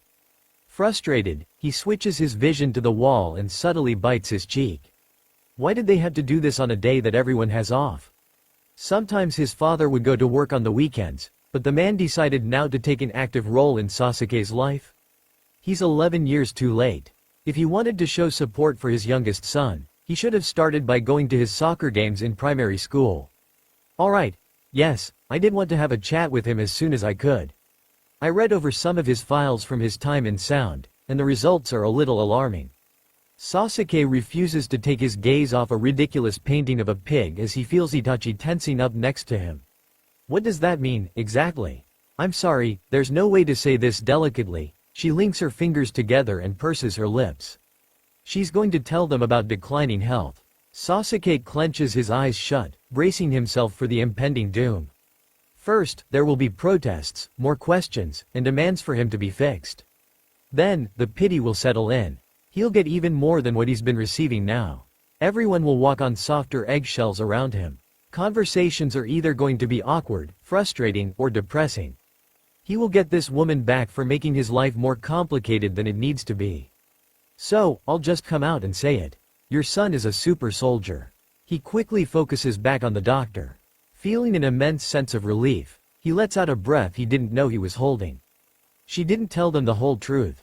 What? Fugaku finally speaks. Yes, I couldn't believe it myself. In fact, I still find it hard to wrap my head around. The science is there, but I honestly need to affirm it with my own eyes. So, he's not sick? Makoto asks, a hand pressing against her chest. Not from what I can tell, she lies. Oh, thank goodness. His mother closes her eyes and falls back into the chair. What do you mean he's a super solider? His brother does not seem to share his mother's relief. As in, he has superhuman strength, high physical endurance, and a few other abilities. I mentioned before that this is something I had to see for myself. Sasuke, I know it might be difficult for you, but do you think you could allow me to run a few tests? The doctor's mouth quirks up a little at the sides, making her face form a mischievous expression. There's not really a choice here. If he doesn't agree, she can easily tell his family the downsides to his abilities. Fine, it won't be a problem. Good. She stands up. I'd like to get started right away. This may take some time, so the rest of you are welcome to go visit the hospital gift shop, check out the cafeteria or do whatever. There's even a library if you so wish. I'll call you when we're finished. Makoto slowly stands as well. We can't come with? Coming around the side of the desk, Tsunade pauses. To be honest, this could take a while, and a lot of our testing equipment is located in smaller rooms. Having this many bodies might mess up the results. It's best if we only have a few people in there. This woman is not the best liar, but if she wants Sasuke to cooperate, it seems she is doing what she can to make him comfortable. Not that he's complaining, he just hopes his parents buy it. Regardless of whether they do or not, his mother nods and exits out the door. He catches her frowning before she leaves his sight. This is the best way, he tries to reassure himself. Fugaku, Tsunade catches the man before he can follow his wife. Yes? Minato also asked me to include a physical to go along with Sasuke's application. I'll be sending you the results when we're finished. Well, that explained why this appointment happened so quickly. Minato asked her to rush things along. Sasuke hopes she's had time to read through all the information he gave to her a few days ago. Fugaku doesn't look fazed, he must be updated on the situation as well. Thank you. Of course, she smiles. The left corner of her mouth twitches. Sasuke is reminded that Tsunade does not like his father. This leaves the two and Itachi, who has yet to leave his spot by the armchair. They give the standing man an expectant look. I find this whole appointment to be quite suspicious. Just remember, despite Sasuke's recent independence, as mother said, we are still his guardians and have the final say on any and all procedures. We won't allow him to become a science experiment again. Itachi, the doctor, laughs off his comment. Who is the world-renowned doctor here, you or me? We are just going to do a few physical tests. It's not like I'm going to take him into one of my operation rooms and perform brain surgery. I've already promised to hand over the results to your parents who, as you said, are Sasuke's guardians. As in, not you, is insinuated. His face doesn't change. That may be so, but it's painfully obvious something else is going on here, and I will find out what it is. Poking and prodding old wounds does more harm than good. After saying his piece, he leaves the room. As flattered as Sasuke is that his brother is looking out for him, he can't help but also be a little surprised. This is a side of his brother he hasn't seen in a long time. Sure, Itachi has always been a little, or a lot, overprotective, but he still was always respectful to his elders. The blatant disrespect is something he's only seen once before. That could have gone better. Sasuke finally speaks up. She glares at him. Brat, shut up. This is your fault. You wanted to hide your condition from them. If you were honest and told them on the first day about your failing health, we wouldn't have to go to such measures to cover it up. Now, they're suspicious and expecting the worst. If we're not careful and leave proof of withholding information, I could get in a lot of trouble. Maybe, if you were a better liar, then things would have gone more smoothly. Maybe if Minato hadn't asked me to do this, I would do my damn job and tell your parents about your heart, which doesn't appear fixable, and then, they would keep you bedridden for what's left of your short life. Her chest heaves. Heat creeps onto Sasuke's face. He mustn't get angry right now. He had already lost his cool on Wednesday. He is not going to let his control slip again. The doctor closes her eyes and presses a hand against her forehead to collect herself. Sasuke takes the time as well. Breathe in, breathe out. He is not going to respond. It's silent except for the background noise outside the office. In an effort to rein in his temper, he feels a muscle in his cheek twitch. Finally, the hand comes down. I need a drink. Look, I'm sorry, that was unprofessional and uncalled for. I haven't been getting much sleep over these last few days. When I'm not working, I just can't stop picturing the awful experiments my old friend had subjected those children to. I never thought he'd become such a monster. Once I do a few exams, maybe I can come up with something that can help you. He doubted it. Orochimaru and Kabuto worked on it for a year and still never came up with much of a solution. It's fine. Let's just get this over with. He stands, keeping his fists in a tight ball. They don't call me the best doctor for nothing. If anyone can fix your situation, it's me. Even if she got his heart to cooperate, his eyes are still going to fail him in several years. Whatever, he ignores her attempts to remedy her previous words. Leaving the room, he turns to wait for her to lock up and show him where the first exam is. A little while later, he finds himself running his frustrations off on a treadmill, hooked up with various wires attached to his shirtless chest. Thankfully, they didn't try to make him wear a revealing gown and loaned him a pair of gray sweatpants so he wouldn't have to run in his jeans. He's been going on the device's fastest speed, 25 miles per hour, after a little warm-up.